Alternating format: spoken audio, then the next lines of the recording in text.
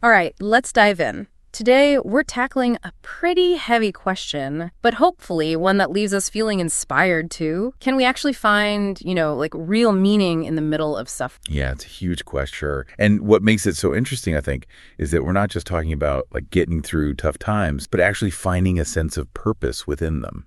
Totally. And to help us unpack this, we're turning to Viktor Frankl, the psychiatrist who survived the Nazi concentration camps. Right. We're going to be looking at a YouTube video that breaks down his philosophy and how it can still be relevant to us now, even if, thankfully, most of us aren't dealing with anything close to what he went through. Yeah, Frankel's experience in those camps, it's just incredible to see what the human spirit can handle, even when faced with just unimaginable suffering. I can read all about the conditions in the camps, all the facts and figures, but it's really hard to actually grasp, what it must have felt like to be there, stripped of everything, your possessions, your dignity, even your name. Right. And that's something the video really emphasizes, that psychological impact. It talks about prisoners being reduced to just numbers tattooed on their arms. That level of dehumanization is it's hard to fathom. It's mind-blowing.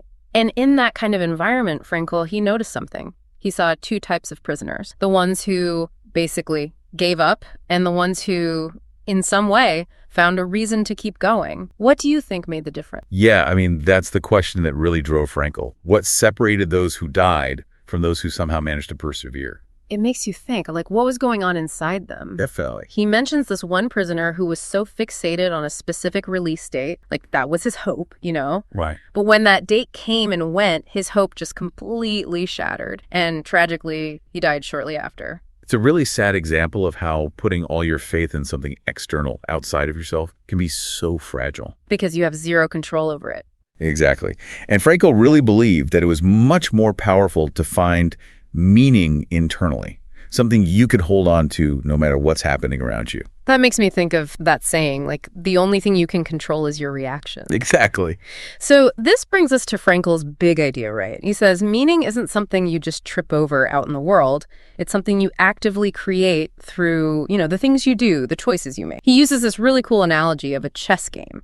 I love that analogy. Yeah. Because in chess, there is no one best move, right? The best move always depends on the specific situation, who you're playing against, where all the pieces are on the board. So he's saying life's kind of like that. There's no one right answer to finding meaning. Exactly. There's no magic formula. It's about figuring out what works for you in your specific circumstances. It's more like you got to play the hand you're dealt. Right. And that idea is so different from how so many of us live today. We're always looking outward for validation, chasing, the dream job, the perfect relationship, the perfect Instagram feed. But Frankl's saying all that stuff might only give you a fleeting sense of happiness. So if it's not about achieving all that external stuff, then how do we actually create meaning? Frankl, he actually lays out 3 specific ways to do this, even in the toughest situations you could imagine. And it's amazing. He saw these ways of finding meaning happening right there in the camp, in the midst of all that horror. Wow. Okay. I'm really curious to hear about this. Let's break down those 3 ways. So number 1 is through achievements, or maybe even just actions, things we do. What did that look like in the camps? How is that possible? Even in that environment where they'd been stripped of almost everything, Frankl saw prisoners finding meaning in acts of creation and even just helping each other out. Sometimes it was as simple as sharing a small piece of bread or offering a few kind words to someone who was feeling down. These little acts of, resistance against those awful conditions became incredibly meaningful. So even in a place designed to completely strip people of their humanity, they still found ways to express it, to connect, to make even a tiny difference. Exactly. It really makes you think, what are the small acts of meaning we could be doing in our own lives, even if we're not facing anything nearly as horrific? That's a great question. It's a good reminder that creating meaning doesn't always have to be about big, splashy action. It can come from just actively participating in the world around us, contributing in whatever ways we can. Right, because we all have something to give. So that brings us to the second way that Frankl talks about experiencing and encountering. What did that look like for the prisoners? Well, think about how powerful human connection can be, even in the worst possible circumstance. Those moments of shared humanity, of finding love, or experiencing beauty in the midst of all that bleakness, those became really powerful sources of meaning for them. Frankl said that love allows us to truly know something or someone. And it makes sense that in the middle of suffering, those connections would feel even more profound, like a little bit of light in the darkness. Absolutely. They offer a reason to keep going, a reminder that there's still something good and beautiful in the world, something worth fighting for. All right, now for the third way. This one, honestly, I'm having a hard time wrapping my head around. It's our attitude towards suffering that we can't avoid. How is it even possible to find meaning in pain that you simply can't escape? Yeah, it does seem kind of paradoxical, doesn't it? But what Frankl argues is that even when we can't control what's happening to us, we still have this choice about how we respond to it.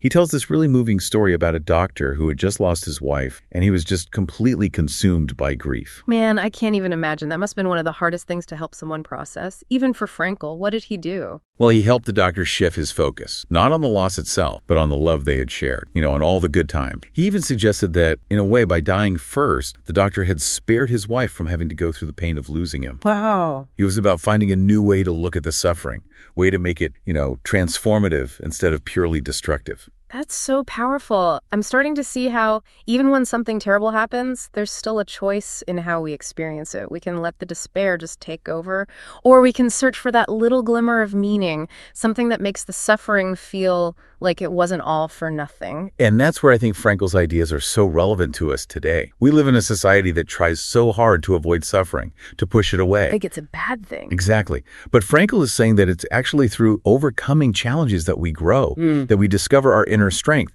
He had that famous quote, "He who has a why to live can bear almost anyhow." Man, that's a quote I'm going to have to think about for a while. It's like our ability to deal with hard times is directly tied to having a sense of purpose. Exactly. Yeah. And that why, that reason to live, it doesn't have to be some huge world-changing thing. It can be as simple as wanting to be a good parent, a supportive friend, a kind neighbor. What matters is that it feels real to you, right? That it gives you that reason to keep going when things get rough. Yeah, it's not about waiting for meaning to just show up. It's about actively searching for it in our everyday lives. And it's amazing how Frankl's ideas, which came from such an extreme experience, can actually give us this framework for dealing with the complexities of modern life. I know, right? It's like he's giving us this roadmap for turning hard times into like fuel for growth instead of letting them break us. And one thing I find particularly relevant is what he observed about what he called the mass neurotic syndrome of our time. Basically, this feeling of emptiness and lack of purpose that seems to be everywhere, even though in many ways our lives are better than ever. Wait, he was saying that back in the 50s. Yeah. So this idea that you can have everything you're supposed to want and still feel empty inside, it's not a new thing. Wow. So what was his explanation for that? He believed it comes from what he called the existential vacuum. Like we've become so focused on chasing all this external stuff, money, status, all the fleeting pleasures of like consumerism that we've forgotten about the deeper needs of, the human spirit. So it's not that we don't have enough opportunities for happiness or success. It's more like we've lost sight of what truly makes life feel meaningful. Exactly. And he argued that we do have those ways to find meaning through creating, through experiencing, and even through our attitude towards suffering. It's a powerful message, especially in a culture that tends to think happiness is all about being comfortable and avoiding pain. Totally. So how do we escape this existential vacuum? How do we find that deeper meaning that Frankl was talking about? Well, that's something we're going to keep exploring in this deep dive. We'll look at how those three ways of finding meaning can actually play out in our everyday lives, how they can help us get through challenges, and how they can lead us to a life that feels both purposeful and fulfilling. It's crazy, right? Like you were saying about this existential vacuum, it's so easy to get caught up in wanting all that external validation. We're constantly bombarded with messages about what we're supposed to want, what success should look like. And it's like this never-ending cycle. You just keep chasing, but you never actually get anywhere. And I bet a lot of people can relate to that, right? Feeling kind of empty, like, is this all there is? Even if on the surface, they seem to have everything they're supposed to have. Yeah, and Frankl would say that's because we're looking for meaning in all the wrong place. We're trying to fill that emptiness with things that can only give you like a temporary fix. So how do we actually break out of that? If it's not about getting to this perfect state of being, having all this stuff, then what is it about? Frankl really believed it's about like actively being part of the world and finding meaning in the journey itself. And remember those three ways he talked about, those pathways, achievements, experiences, and how we deal with suffering. Those are the tools he gives us to navigate that journey. Okay, so let's say you're feeling stuck in that, that existential vacuum, that cycle of always wanting more. How would you actually start using those three pathways? Like practically, what would that look like? Good question. Well, let's start with achievement, or maybe a better way to put it is like engagement. It's about finding ways to actively participate in life rather than just passively consuming. So not necessarily like climbing the ladder at work or winning awards, could be simpler things. Totally. It could be like pursuing some creative passion, Yeah. or volunteering in your community or learning a new skill, something like that. It's about finding something you actually care, something you're willing to put effort into, and that allows you to contribute something. I can see how taking those actions could lead to some pretty meaningful experience. For sure. Let's say, for example, you're really passionate about, I don't know, environmental conservation. Well, being actively involved in that work could lead you to meet all sorts of like-minded people, experience the beauty of nature firsthand, and just feel good about making a real difference in the world. I like that example because it shows how those first two pathways, achievement and experience, they can actually kind of work together. Yeah, they totally do. And it's interesting, even if you run into roadblocks along the way, which, let's be honest, you probably will, how you deal with those setbacks can also become a source of meaning. Okay, so let's talk about that third pathway, this whole idea of finding meaning in suffering. I feel like this is where a lot of people get tripped up. It's one thing to find meaning in good experiences, but how do you do it when you're going through pain and hardship? Definitely the toughest one of the three, but it also has the potential to be the most transformative. Frankl really believed that even when things are really bad, we still have this power to choose how we respond. We can let ourselves get totally swallowed up by bitterness and despair, or we can try to find some glimmer of meaning, some way to make that suffering count for something. And he tells this really powerful story in his book about a doctor lost his wife, absolutely crushed by grief. How in the world did Frankl help him find meaning in something that painful? It's such a great example of how just shifting your perspective can make such a huge difference. So Frankl, he didn't try to tell the doctor to just get over it or pretend like the pain wasn't real. Instead, he helped him focus on the love they had shared and all the memories they had made together. He even suggested that by dying first, the doctor had actually spared his wife from the pain of losing him. Whoa. It was all about finding a way to honor her memory and to make his own suffering a kind of testament to the depth of their love, That's giving me chills. Seriously.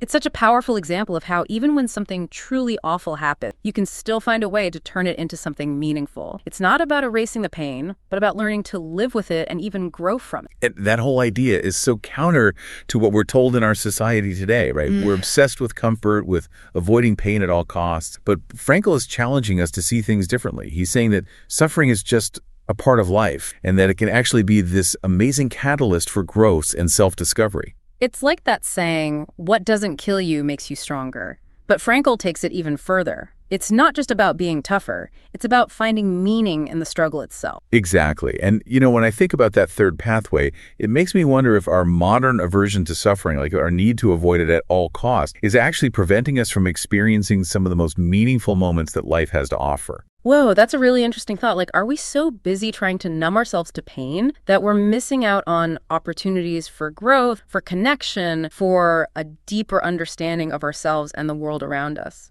It's definitely worth thinking about, because if Frankl is right, then maybe the key to living a truly meaningful life isn't about escaping hardship, but about learning how to move through it in a way that allows us to grow, to connect, and to discover our own inner strength. So for those of us listening who are maybe feeling a little lost or stuck or just looking for a deeper sense of meaning, where do we even start? How do we take these ideas and actually apply them to our own life? Well, I think it starts with just being honest with yourself about where you are right now. Are you feeling that sense of emptiness, that existential vacuum we were talking about? And if so, what are you doing to try to fill it? Are those things actually bringing you lasting fulfillment?